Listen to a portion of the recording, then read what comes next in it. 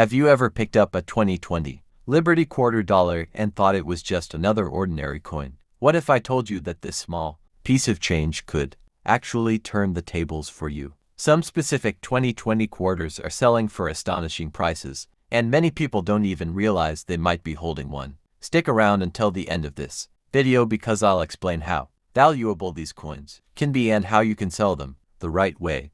The 2020 quarter holds a special place in American coinage. It was minted as part of the America the Beautiful Quarters program, which ran from 2010 to 2021, celebrating national parks and historic sites across the United States. The 2020 issues were among the final releases of this program, making them particularly interesting to collectors who wanted to complete their sets before the program ended.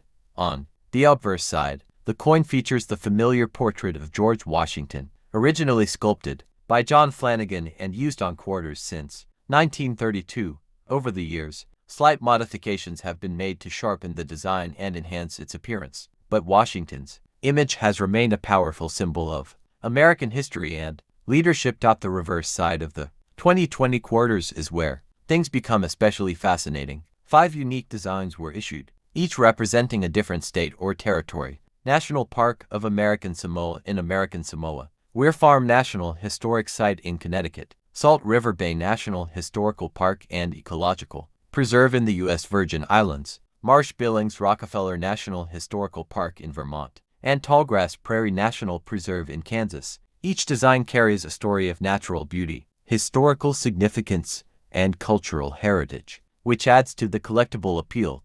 Beyond their design, what truly makes certain 2020 quarters valuable are minting errors and special varieties that slipped into circulation. One of the most famous is the 2020 W quarters. For the first time in history, the United States Mint released quarters with a W mint mark from the West Point Mint directly into circulation, not for collectors through sets. Only 2 million of each of the 5 2020 designs were struck with the W mint mark, making them extremely scarce compared to regular P&D mint coins. Finding one in circulation is like striking modern treasure. Additionally, error coins such as off-center strikes, die cracks, double dies, and other unusual minting mistakes can significantly increase a coin's value. Collectors pay premiums for well-preserved examples, especially if the error is dramatic or unique. Some 2020 W quarters in uncirculated or high-grade conditions have sold for hundreds and even thousands of dollars, depending on the variety and state of preservation.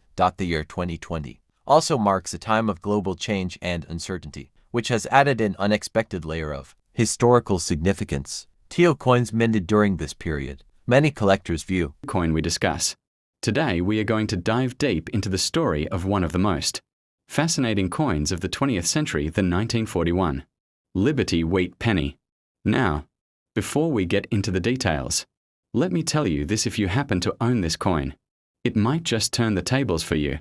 Stick around until the very end of the video, because I will share how much this coin can be worth in today's market, and how you can sell it for the best price.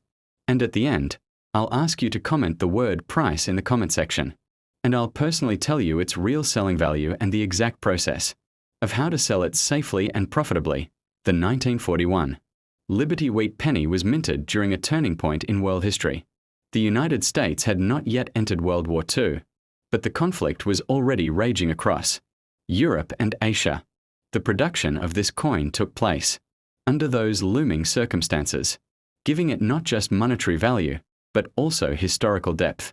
Every penny struck in 1941 carries with it the weight of a nation preparing for one of the greatest struggles in human history, designed by Victor David Brenner. The obverse side of the 1941 Liberty Wheat Penny features the iconic portrait of Abraham Lincoln.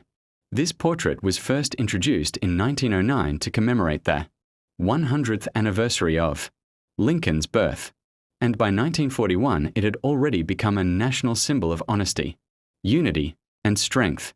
The design remained unchanged, giving this coin a sense of continuity and tradition, linking Americans through generations. On the reverse side, the coin proudly displays 2 wheat stalks arching along the edges, framing the words 1 cent and United States of America. Above sits the motto E pluribus unum, meaning out of many one. These wheat stalks symbolize prosperity, labor, and growth, a theme that resonated deeply with Americans who were still recovering from the Great Depression while facing the threat of another global conflict, the 1941. Wheat penny was struck at 3 different U.S. mints: Philadelphia, Denver, and San Francisco.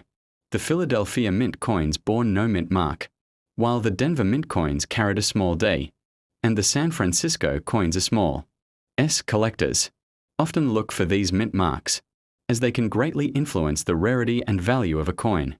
In terms of production, the numbers were staggering. More than 887 million pennies were minted in 1941, making it one of the most common years for wheat pennies.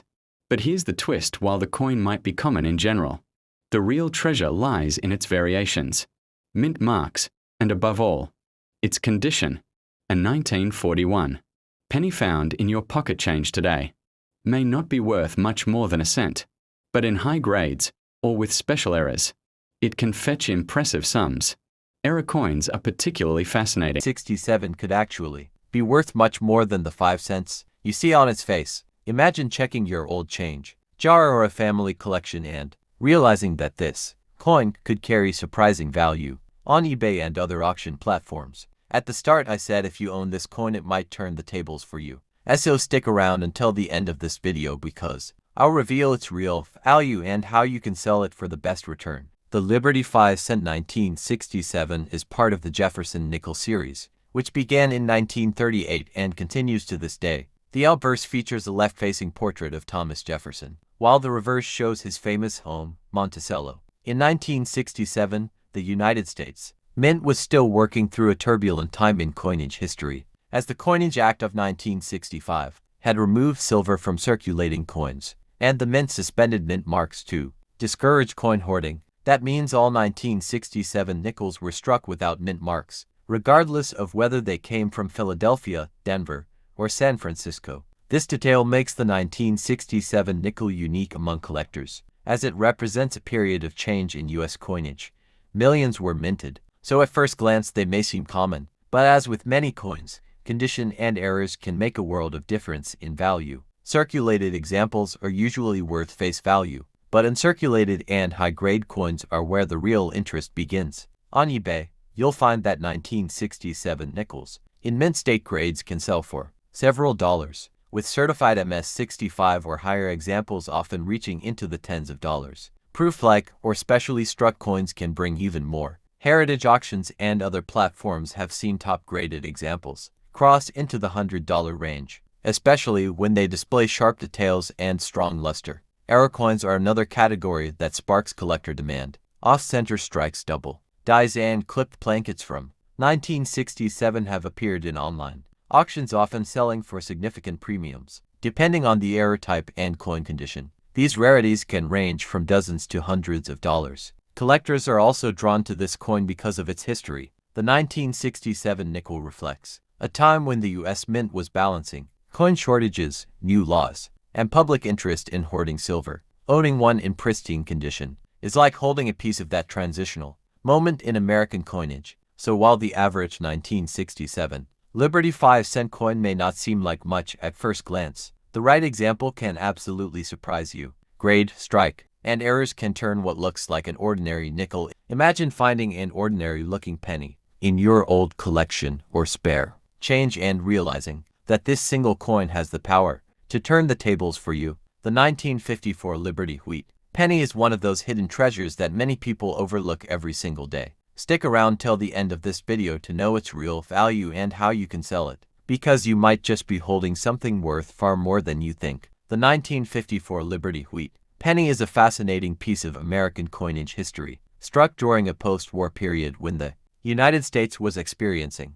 rapid economic growth and social change. This coin belongs to the iconic Lincoln Wheat series, which ran from 1909 to 1958. Its obverse features the portrait of Abraham Lincoln, designed by Victor David Brenner, a symbol of leadership and unity. The reverse shows the classic wheat ears representing prosperity and agricultural strength, to key pillars of early American identity. 1954 was a time when millions of these pennies were produced, but not all of them are equal. There were 3 primary mint locations responsible for striking the coin: Philadelphia with no mint mark. Denver with a D mark, and San Francisco with an S mark. Each of these carries its own story, and certain varieties, depending on minting, quality, and errors, can hold significant value in today's collector market. Philadelphia produced the largest number of these coins, making them more common in circulation. However, the condition of the coin plays a crucial role. Uncirculated Philadelphia issues with original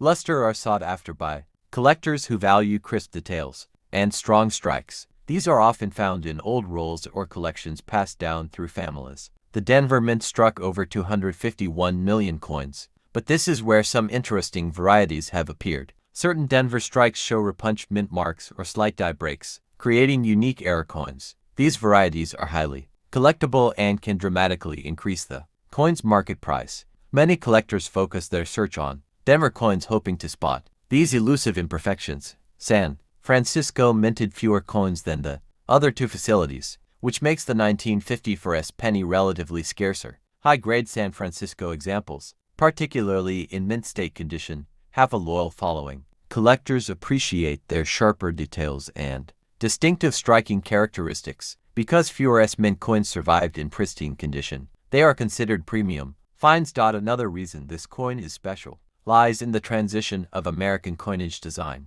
Just 4 years after 1954, the wheat reverse design was retired and replaced by the Lincoln Memorial reverse in 1959. This makes the late wheat pennies historically significant, as they represent the final years of a beloved design era that had lasted half a century. Collectors also pay close attention to the coin's grade. Coins graded by professional services. Have you ever checked the change in your pocket and thought it might hold a hidden treasure? If you have a Liberty Jefferson 5-cent coin from 1953, it might actually turn the tables for you. Many people overlook this small coin, but its history, rarity, and condition can make it far more valuable than its face value. Stick around until the end of this video because we'll talk about its potential price and how you can sell it the right way. The Jefferson nickel has been a key part of American coinage since 1938, replacing the Buffalo nickel. Designed by Felix Schlug, the obverse of the coin features a bold portrait of Thomas Jefferson III, President of the United States, while the reverse depicts his famous home, Monticello. The 1953 issue carries forward this iconic design during a time when the United States was emerging from the post-war era into a period of growth and change. Coins minted in this period hold special historical significance because they reflect both artistic tradition and the economic landscape of mid-century America. The 1953 Jefferson nickel was struck at 3 mints. Coins without a mint mark were produced in Philadelphia, those with a D were struck in Denver, and those with an S were struck in San Francisco. Each mint produced millions of coins, but their survival in pristine condition is a different story. Circulation, wear, storage issues, and handling over the decades have made high-grade examples much harder to find. Today, condition is everything when it comes to these coins. A 1953 nickel that has circulated for years may only be worth its face value, but coins that have been well preserved with full details, sharp strikes, and original luster can command impressive prices. Collectors are especially drawn to nickels that show the full steps of Monticello on the reverse, a grading detail known as full steps.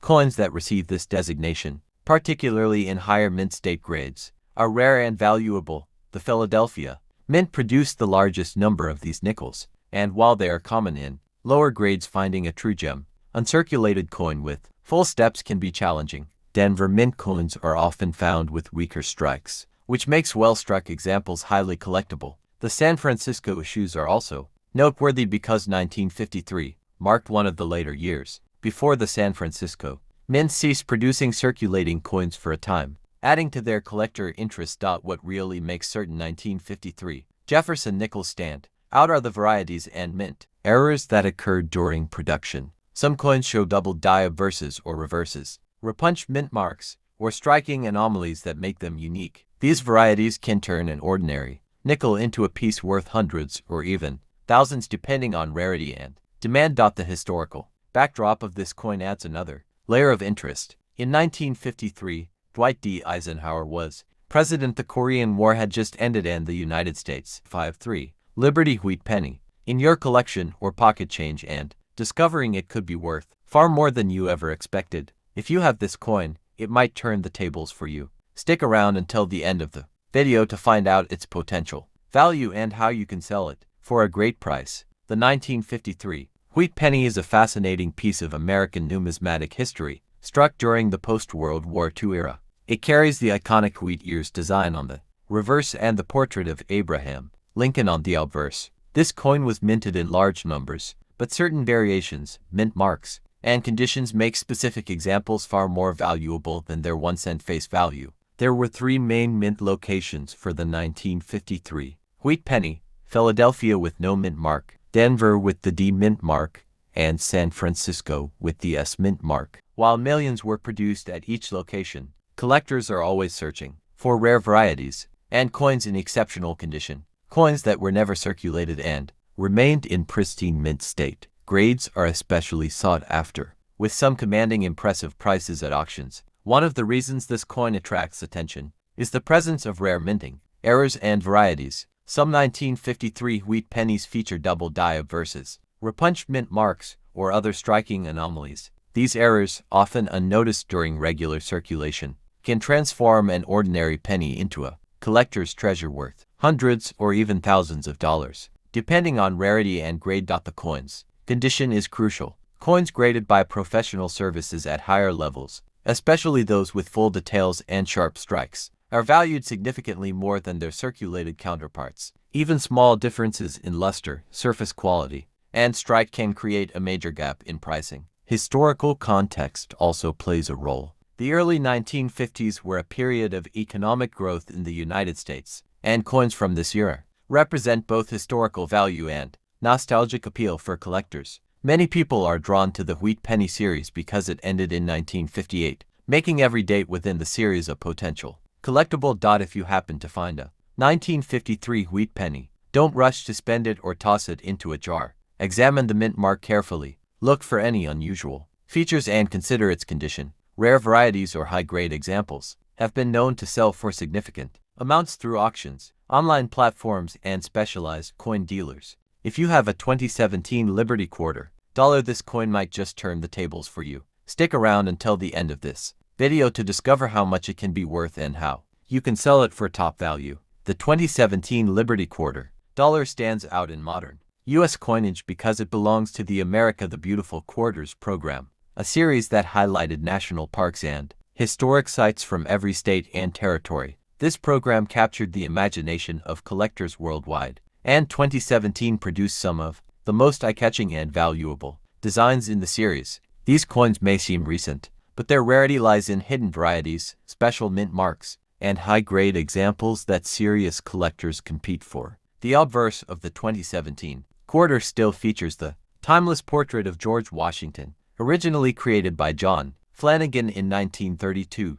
This classic design has been a symbol of American coinage for nearly a century. On the reverse, however, each 2017 quarter features one of 5 distinct designs representing effigy mounds in Iowa, Frederick Douglass National Historic Site in Washington, D.C., Ozark National Scenic Riverways in Missouri, Ellis Island in New Jersey, and George Rogers Clark National Historical Park in Indiana. Each of these designs is rich in historical meaning and artistic detail, making the 2017 quarters extremely appealing to collectors who focus on modern commemorative issues. The U.S. Mint produced these quarters at 3 primary facilities: Philadelphia, Denver, and San Francisco. Philadelphia coins carry no mint mark, Denver coins show a D, and San Francisco coins display an S mint mark. While Philadelphia and Denver coins were made for circulation, the S mint coins were mostly intended for collectors and proof sets. Certain proof and silver proof editions struck in San Francisco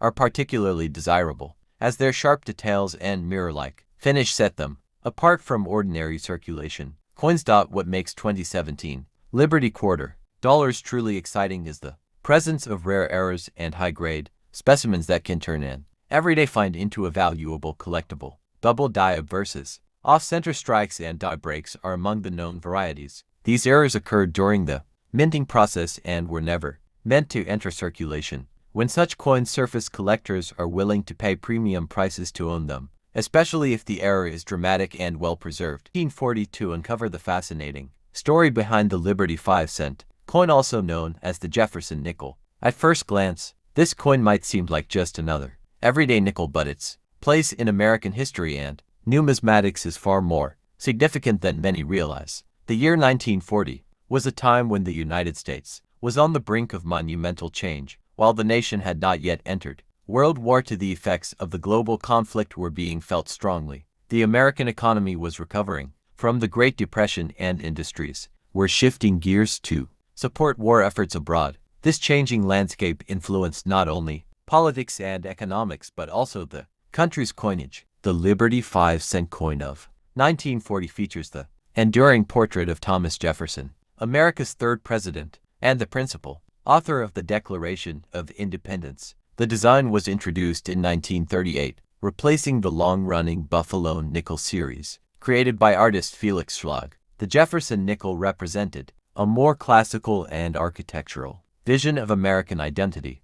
On the obverse side, Jefferson's profile faces left. The inscriptions "In God We Trust," "Liberty," and the date 1940 surround his portrait. The reverse depicts Monticello Jefferson's famous home in Virginia, a symbol of his intellect, innovation, and connection to American ideals. Above Monticello is the Latin motto "E pluribus unum." Below it reads Monticello 5 cents and United States of America. The year 1940 saw the continued production of this iconic design. This was only the third full year of the Jefferson nickel series, making early examples like the 1940 issue historically important for collectors. Production occurred at 3 mints: Philadelphia, Denver, and San Francisco, each leaving its mark on the coinage of the era. The Philadelphia Mint, which struck coins without a mint mark, at this time produced the largest number of 1940 nickels. Denver coins bore the D mint mark, while San Francisco coins were marked with an S. Together, these issues reflect the scale of coinage needed to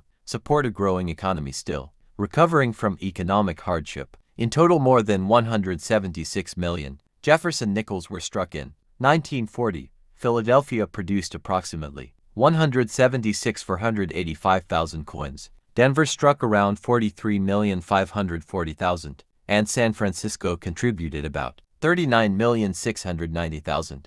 These numbers show the massive demand for coinage in daily transactions as the economy regained momentum. What makes the 1940 nickel especially fascinating is its position at the crossroads between peacetime coinage and the dramatic changes that would come during World War II.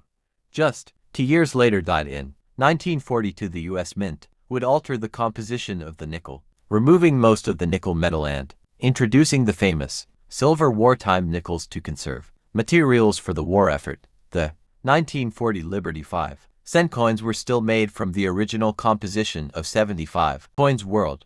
Today we're diving deep into the fascinating history of the 1965 Liberty quarter dollar, a coin that marked a turning point in American numismatic history. This quarter is more than just a piece of change. It's a reflection of a crucial era of transformation, economic decision-making, and hidden treasures that many people still overlook today. The story of the 1965 quarter begins in a period of immense economic pressure. In the early 1960s, the United States was facing a severe shortage of silver. The increasing demand for silver in industrial applications, combined with rising silver prices, put the U.S. Treasury in a difficult position. The traditional composition of quarters, dimes, and half dollars was 90% silver and 10% copper. But by the mid-1960s, the cost of silver was climbing dangerously close to the face value of the coins themselves. This situation led to widespread hoarding. People across the nation began to pull silver coins out of circulation, stashing them away in anticipation of higher silver prices. This caused a shortage of circulating coins, creating further economic strain. To address this issue, the U.S. government had to act fast, and 1965 became the year of a monumental change in American coinage. That year, Congress passed the Coinage Act of 1965. This act removed silver from the production of quarters and dimes and reduced the silver content of half dollars. For the quarter dollar, this meant a complete shift from a 90% silver composition to a clad composition of copper and nickel, layered over a pure copper core. This was a revolutionary moment, as it ended over 170 years of silver being used in U.S. circulating coins. The new copper-nickel-clad quarters began production in 1965, but their design remained the same. The familiar portrait of George Washington on the obverse, and the heraldic eagle on the reverse stayed untouched. What changed was the metal inside the coin. At first glance, most people didn't notice the difference, but collectors and dealers were well aware of the significance of this shift. Another major decision by the U.S. Mint was to freeze the use of mint marks. From 1965 to 1967, no mint marks appeared on quarters. This was done intentionally to discourage hoarding by making it impossible to distinguish coins from different mints. The mint wanted to keep coins in circulation rather than in collections or investment holdings during the transition period.